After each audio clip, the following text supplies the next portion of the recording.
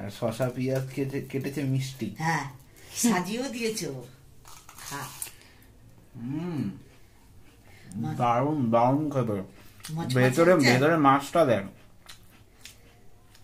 দারুণ হয়েছে ভেতরে মাছটা। আর পুদিনা পাতার চাটনিটা এত সুন্দর ভালো লাগছে না, মানে ওটার সাথে মানে কম্বিনেশনটা দুর্দান্ত।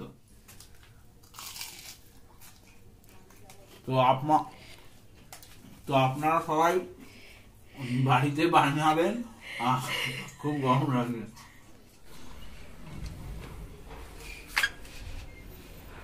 কি গো, বিকেলে আজ ভালো কিছু বানাও না, খেতে ইচ্ছা করছে। কি খাবি? দেখো না বাড়িতে যা আছে, যদি কিছু ভালো থাকে। বাড়িতে তো কটা ভেটকি মাছের ফিলে কাটা আছে। আচ্ছা, ফিশ ফ্রাই খাবি? ফিশ ফ্রাই তো দারুণ হবে।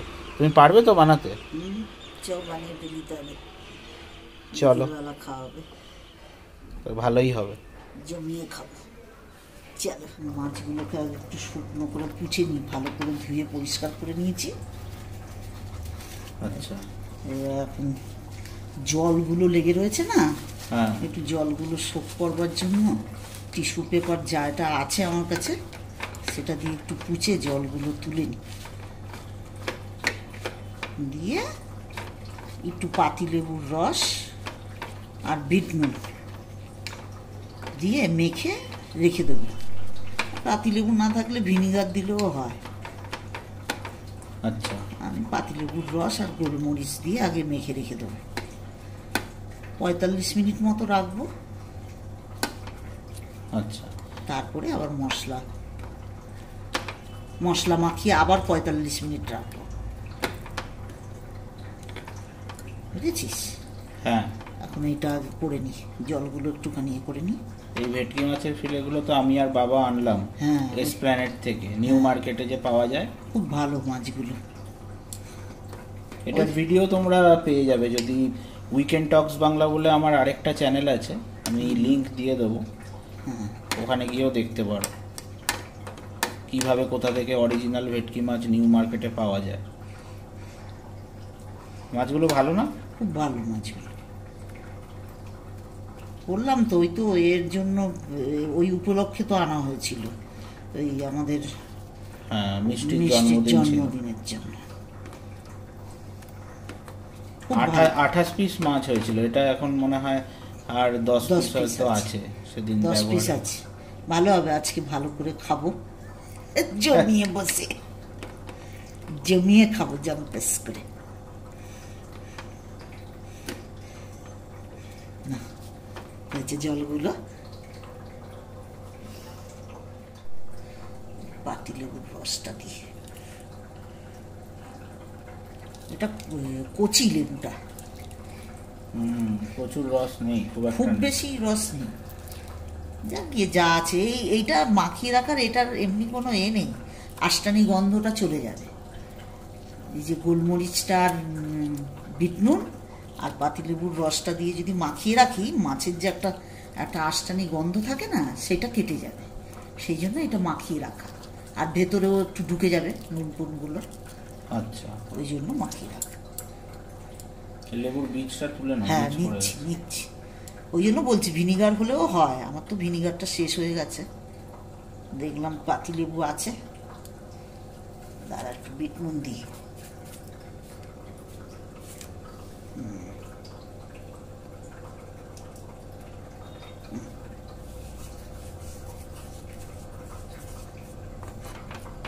ভালো করে যাতে সবগুলোর মধ্যে মাখা হয়।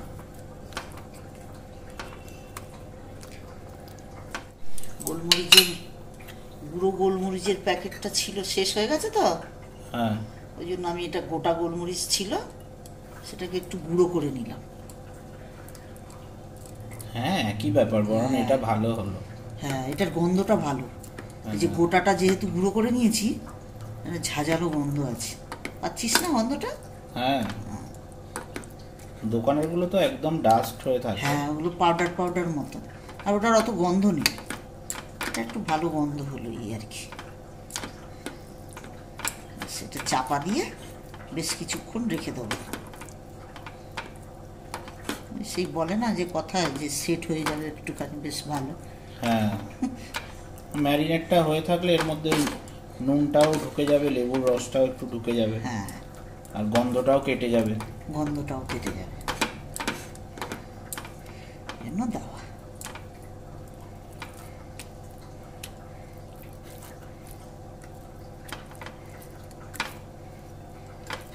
দেখেছিস ফ্রিজে রেখে দিয়েছিলাম না পলিথিন মুড়ে, ধুয়ে নিলাম আর ধনে পাতা আর পুদিনা পাতা।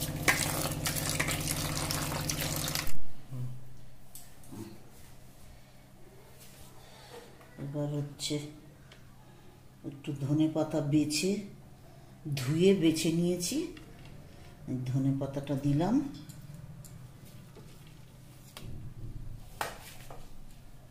এবার পুদিনা পাতাটা ধুয়ে বেছে নিয়েছি, পুদিনা পাতা দিলাম।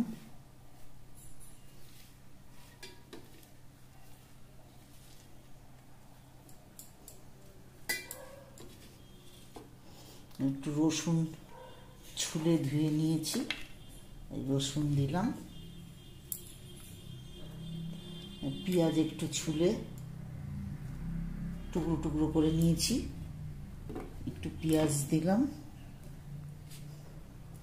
আর এই কাঁচা লঙ্কা দিলাম, যেহেতু আমার 10 পিস মাছ, এই কটা কাঁচা লঙ্কা দিলাম।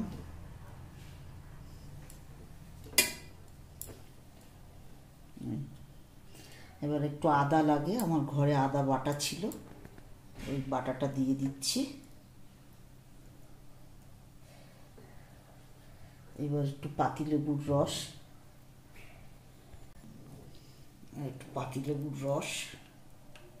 রসটা ওই লেবুটা একদম কচি, হ্যাঁ, খুব একটা বেশি রস নেই। কিছু দিয়ে ভালো করে চিপলে ভালো রস বেরোবে। ওই যা বেরোলো এখন। তারপর এটার মধ্যে একটু নুন মাখিয়েছি, সেই জন্য একটু কম দিলাম। এই নুন একটু দিলাম, সাদা নুন। আর একটু বিট নুন দেব, একটু বিট নুন দিচ্ছি, ব্যাস। এই হলো। এবার এটা বাটা হবে। হ্যাঁ, একটু বাটবো।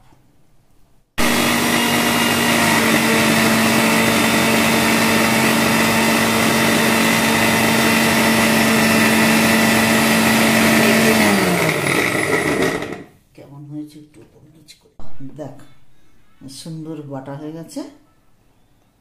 এবার ওইটা যে গোলমরিচ দিয়ে যে আমি করে রেখেছি, বিট নুন দিয়ে লেবু দিয়ে মাছটা মাখিয়ে রেখেছি, 45 মিনিট পর এবার একটা ডিম ফাটিয়ে এই মশলাটা দিয়ে আবার মাখিয়ে রেখে দেবো, বুঝছে তো।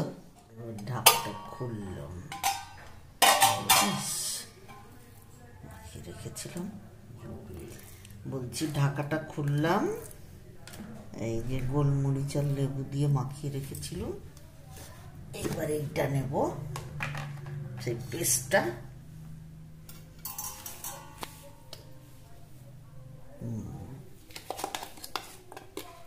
ঢালি,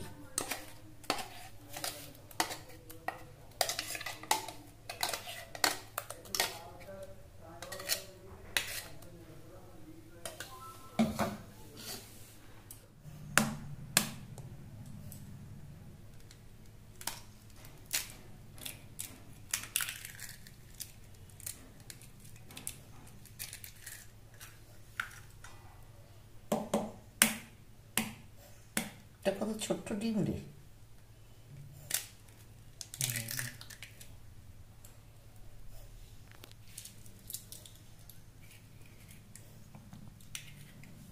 এবার মাখিয়ে দেবো, এর মধ্যে নুন টুন দেওয়া আছে, আর দেবো না কিছু। আচ্ছা, এবার এটা মাখানো হয়ে গেল, এটা আবার আধ ঘন্টার জন্য একটুখানি ঢাকা দিয়ে রেখে দেবো, এটা একটু ভালো করে সেট হয়ে যাবে। তারপরে ওই ব্রেড ক্রাম্ব দিয়ে কভার করে নেব।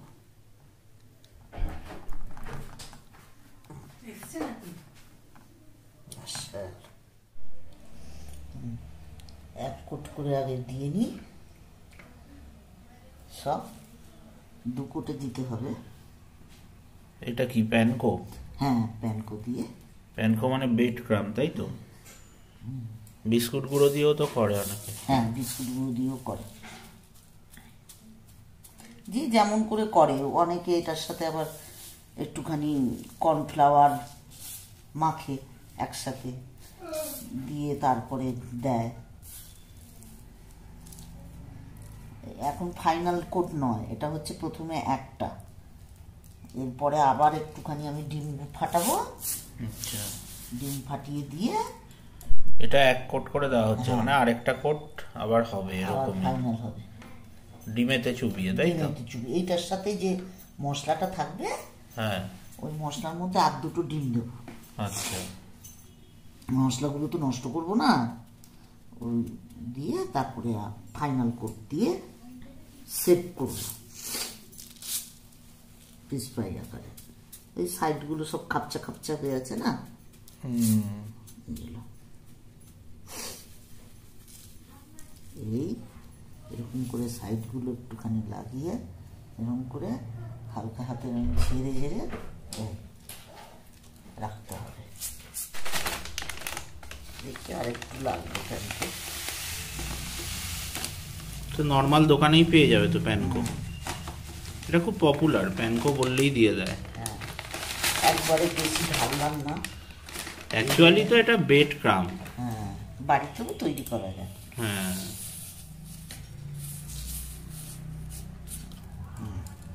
এবার এইবার ফাইনাল হচ্ছে।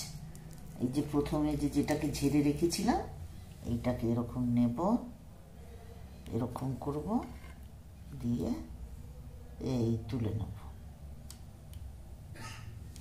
তুলে এই দেব, দিয়ে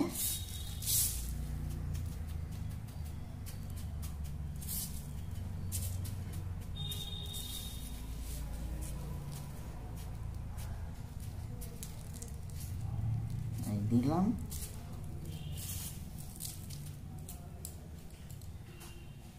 এবারে এইটা দিয়ে এখানে চেপে চেপে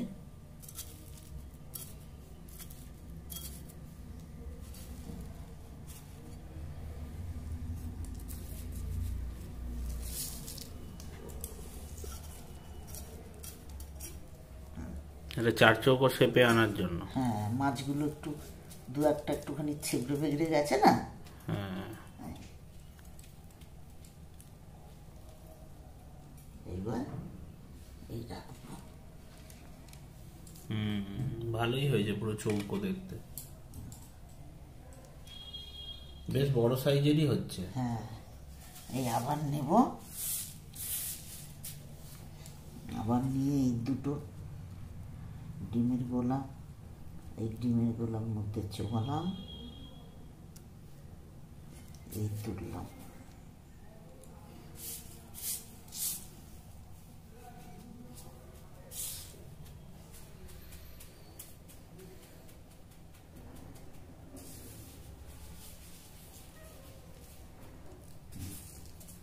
হলো,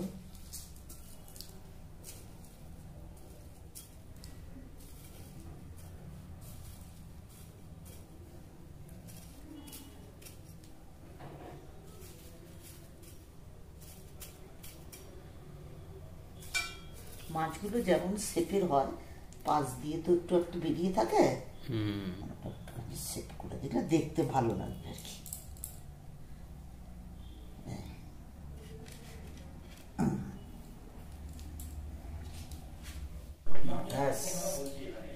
দেখ, সবগুলো গড়া হয়ে গেল।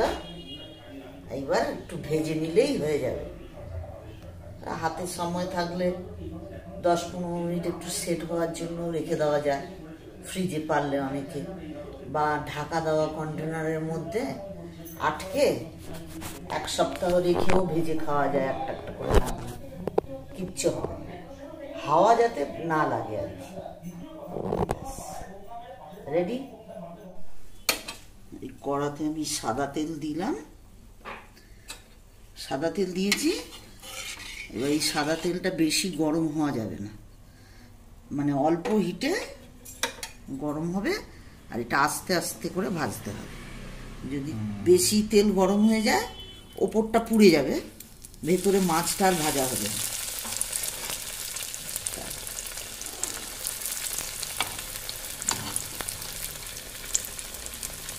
গড়াটা খুবই ভালো হয়েছে, একদম স্কোয়ার শেপ। তো এইরকম চওড়া দিয়ে বেশ একটুখানি সাইড দিয়ে দিয়ে এরকম আস্তে আস্তে করে ভাজতে হবে। যে আমি আঁচটা একদম কমিয়ে দিয়েছি, মাছটা তো মোটা, মাছের ফিলেটা, ওই জন্য এটাকে আলতো আলতো করে ভাজতে হবে।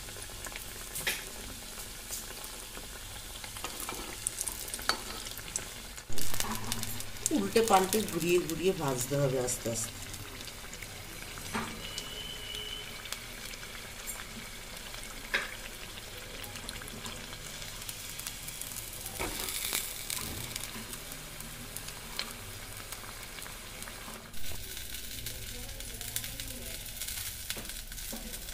এই হয়ে গেল, এই হয়ে গেল ফিশ ফ্রাই।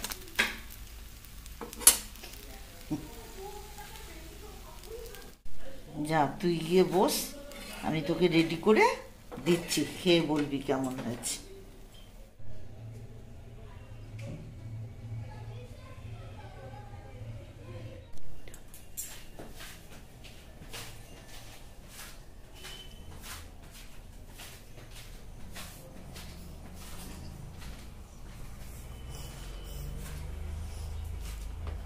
না টান টান ফিশ ফ্রাই, গরম গরম। এটো দাঁড়িয়ে গিয়ে খাই, খেয়ে দেখি কেমন হয়েছে। ফিশ ফ্রাই এর তো সাইজও একদম দুর্দান্ত হয়েছে। এই যে সবাইকে দেখাই, যে মায়ের হাতের বানানো, দোকানের থেকেও ভালো। আর অরিজিনাল ভেটকি মাছ কিনে আনা, ওটা আমি কিনে এনেছি। যাই হোক, টেস্ট করে দেখি। গরম আছে, সাজানোও তো খুব সুন্দর হয়েছে, কাসুন্দি প্লেটটাও একদম। আর শশা পেঁয়াজ কেটেছে মিষ্টি। হ্যাঁ, সাজিয়েও দিয়েছো। দারুন দারুন খেতে। ভেতরে মাছটা দেন, দারুণ হয়েছে। ভেতরে মাছটা আর পুদিনা পাতা চাটনিটা এত সুন্দর ভালো লাগছে না, মানে ওটার সাথে মানে কম্বিনেশনটা দুর্দান্ত। অনেক জায়গায় নর্মাল ভাজে, কিন্তু মা এইভাবে করলো, মানে দোকানকেও হার মানিয়ে দেবে, এত সুন্দর খেতে।